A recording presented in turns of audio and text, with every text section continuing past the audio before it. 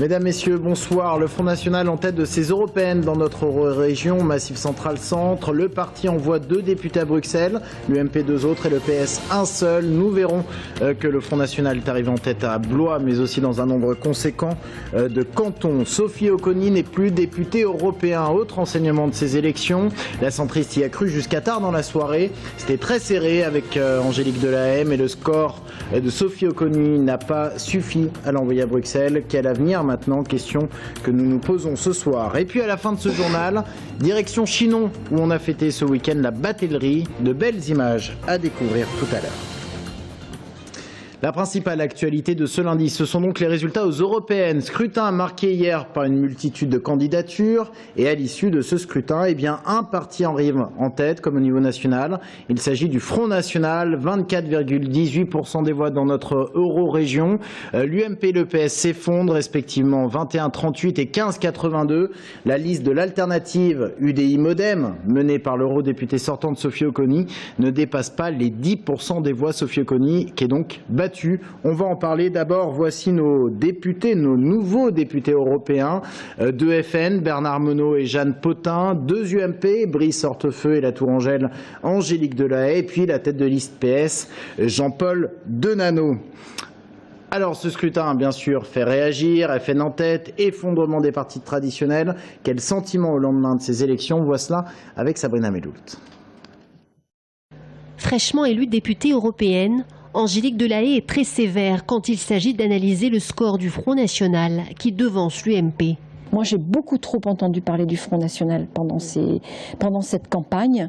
J'aurais aimé entendre parler des projets que les autres familles politiques portaient et des projets qui sont des projets pro-européens. On a beaucoup joué sur les peurs des électeurs, on a beaucoup joué sur le vote contestataire et ça, moi, c'est un de mes regrets. L'heure des regrets aussi pour les partis centristes et l'UMP, qui cette fois-ci ont fait bande à part dans cette course européenne. Pas si sûr. Pour certains centristes, le FN aux manettes permettrait de révéler ce dont il est réellement capable sur le terrain. Le Front National est une force politique aujourd'hui et il est dans le jeu politique. Je vais vous dire, je m'en réjouis parce qu'on verra ce que fait le Front National quand il dirige une commune. On verra le bilan des 25 députés européens Front National. On fera le point dans 4 ans ou 5 ans. C'est très intéressant. Voilà, ils vont être à leur tour dans le jeu politique. Et oui, dans 5 ans, ils pourront plus dire c'est les autres, machin, je sais pas quoi. Parce qu'ils devront rendre des comptes. Tant mieux. Voilà, tant mieux. Un désaveu pour le parti au pouvoir qui voit son électorat quitter le navire un peu plus vite à chaque échéance électorale. On a sous-estimé, je pense, les espoirs qui avaient été générés par l'élection de François Hollande en 2012. Et aujourd'hui, on a un sentiment fort de déception. Le séisme politique que constitue le fait que le Front National arrive en tête de ces élections, en partie dû aussi à une forte abstention, et une forte abstention des électeurs de gauche, je crois. Quant à Europe Écologie, la montée du populisme révèle le rejet massif des partis traditionnels. Au niveau local, sur Tours, on a même légèrement progressé en termes de pourcentage. On se maintient très bien. Et surtout, on voit aussi qu'il y a une vraie recomposition. Il n'y a aucun parti qui fait plus de 20%, avec le PS qui s'est effondré, qui est à 16%, il me semble. Le FN qui progresse légèrement autour de 15% et nous à 12%. Donc ça veut dire qu'il faut que nous, on continue notre travail localement, qu'on continue à expliquer nos politiques et qu'on continue à faire passer nos idées. Et peut-être qu'on réfléchisse aussi à travailler avec des courants qui sont proches de nous, comme le Parti de gauche ou comme Nouvelle Donne qui a fait 5%. Le Front National continue sur sa lancée. Après une poussée aux élections municipales, le scrutin européen révèle que le vote FN pourrait bien devenir un véritable vote d'adhésion et non plus un simple vote sanction d'un parti au pouvoir. Je vous disais, l'un des enseignements de ce scrutin, eh bien, c'est Sophie Oconi qui n'est pas élue députée européen. Sa liste ne recueille même pas les 10% des voix. Alors, quel avenir politique pour désormais l'ex-député européen? Est-ce qu'il est au conseil municipal de Tours? On voit cela avec Romain Delville. Auprès des siens, Sophie Oconi trouve du réconfort en ce lundi post-élection européenne. Créditée de 9,94%, la Tourangelle UDI Modem n'est pas réélue au Parlement européen. Sophie Auconie est triste et c'est un euphémisme. Le travail accompli depuis 5 ans à Strasbourg n'est selon elle pas récompensé.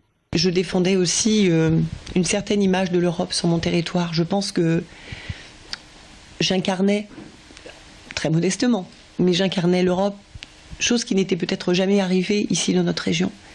Et avec 2 élus, Front National, un élu socialiste qui est président du conseil régional et qui n'ira pas au Parlement, on le sait très bien.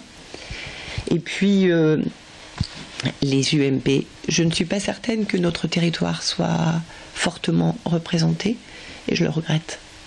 Depuis 2 ans, l'ex-députée européenne a été de tous les combats politiques locaux à droite. Présidente du comité de soutien de Guillaume Pelletier aux législatives, numéro 2 sur la liste de Serge Babary au municipal. Mais en mairie, l'heure n'est pas au service rendu à la droite locale et personne ne lui a chauffé une place d'adjointe. Ayant comme perspective de demeurer députée européenne, elle n'avait pas souhaité être adjointe au maire.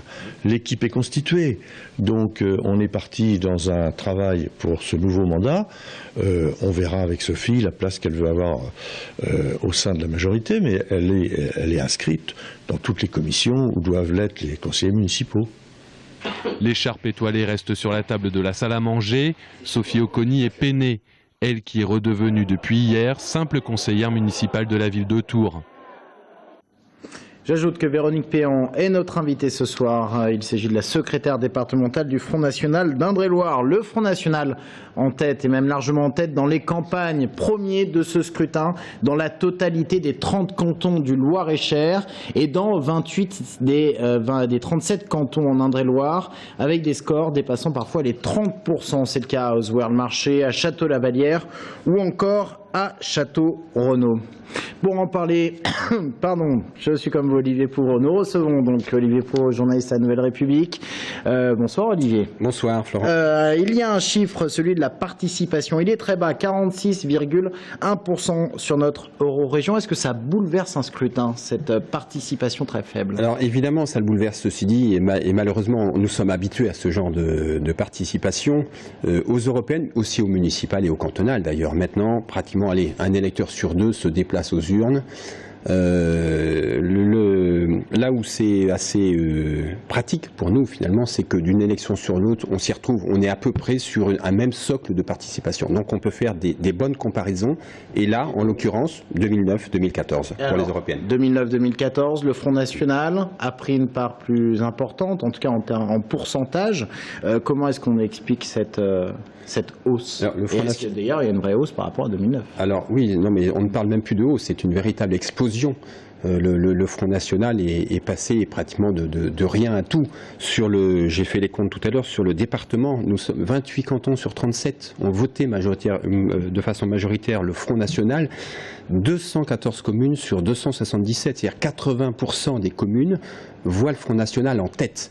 Alors évidemment, il faut quand même comparer avec 2009, où l'UDI et l'UMP avaient des listes communes. Et là, cette fois-ci, ils étaient désunis. Donc évidemment, cela permet au FN d'être devant. Pourquoi?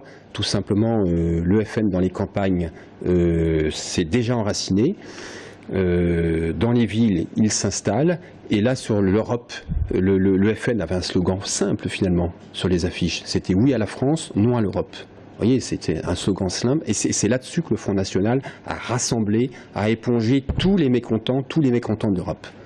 Olivier Pouvreau, journaliste à Nouvelle République, merci beaucoup. On va refermer cette page européenne avec les résultats sur les villes de Tours et de Blois. Tours, où l'UMP arrive en tête avec 19,01% des voix, Front National 2e, 16,47%, PSPRG 3e, 16,09%, UDI Modem 15,14%, Europe Écologie 11,96% et Front de Gauche 6,04%. À Blois, le Front National obtient 21,49% des suffrages, suivi du PSPRG 18,49, l'UMP 3e 17,66, l'UDI Modem 12,09, Europe Écologie Les Verts 8,93 et puis enfin le Front de Gauche 6,01% des suffrages. Et puis cette information, elle concerne Claude Roiron, l'ancienne présidente PS du Conseil général d'Indre-et-Loire. Claude Roiron était candidate dans la région Nord-Ouest en numéro 2 sur la liste PS, cette région dans laquelle était également candidate Marine Le Pen. Eh bien Claude Roiron n'a pas été élue, elle ne sera donc pas députée européen. D'autres élections municipales cette fois-ci, elles sont municipales cette fois-ci, pardon. Elles avaient lieu à Bléré, nouvelle élection après que le scrutin de mars ait été annulé. Eh bien, à l'issue de ce premier tour, les 3 listes sont au coude à coude. 34,35% pour la liste Reuillon, 33,68% pour la liste La Baronne et 31,69% pour la liste Le Brie. Rendez-vous donc dimanche prochain pour le deuxième tour. À Tours, la grogne des usagers file bleu. Le prix du ticket augmentera au 1er août de 7%. Il passera à 1,50 € au lieu de 1,40 € aujourd'hui. Officiellement, il s'agit de compenser la hausse de la TVA de 7 à 10%. Faux, répond l'association des usagers qui estime que le ticket aurait dû alors s'établir à 1,44 €. L'association dénonce une augmentation hors hausse de la TVA. Elle fait également remarquer que les usagers ont subi une longue période de grève en fin d'année 2013. Il n'aura pas eu lieu, en tout cas pas au château d'Ussé. Le mariage entre le rappeur américain Kanye West et la vedette de télé-réalité américaine Kim Kardashian. Les noces se sont finalement déroulées à Florence, en Italie. Une rumeur faisait état d'un possible mariage en Indre-et-Loire. Eh bien, tant pis pour eux, ils n'auront pas profité de la bonne pluie tourangelle. C'est vraiment dommage. Un mot de sport pour vous dire que Blois est éliminé, l'ADA Blois est éliminé. Il n'aura pas de Final Four pour les basketteurs blésois qui se retirent après avoir disputé les quarts de finale de National 1 contre Charleville. Score final 77 à 71. Et pour terminer ce journal, on va prendre la direction de Chinon. Ce week-end, la batellerie était en fête, 25e édition, plus d'une vingtaine de bateaux. Mais dommage pour les organisateurs comme pour les spectateurs, le temps n'était pas de la partie. Audrey Champigny. Tours, Chaland et autres gabarres avaient pris leur quartier ce week-end en bord de Vienne à Chinon. Malgré les quelques giboulées, les visiteurs et les bateliers n'ont pas boudé la fête. Les balades sur l'eau ont fait le plein, réservant un panorama unique. C'est vrai que ce château, vu sous cet angle-là, est complètement différent. Mais ça fait le même effet quand on arrive sur Caen et sur Montsoreau. On voit les choses complètement différemment. Au XVIIIe siècle, la ville de Chinon était intrinsèquement liée à la Vienne et son commerce fluvial. À l'époque, tout passait par bateau. Un bateau qui arrivait de Nantes, chargé notamment de charbon, devait repartir à plein. Tout simplement parce qu'il est plus facile pour un bateau de descendre plein que vide. Et donc les Chinonnais et toutes les ports-étapes se faisaient donc un devoir, et commercialement c'était très intéressant, de recharger les bateaux avec leur économie locale. Cette 25e édition était aussi l'occasion de refaire un bond dans le temps grâce aux métiers anciens présentés, tailleur de pierre, tanneur ou encore vannier, sans oublier le chinon. Restez avec nous dans un instant. Véronique Péan, secrétaire départementale du Front National d'Indre-et-Loire, est notre invitée. C'est dans un instant.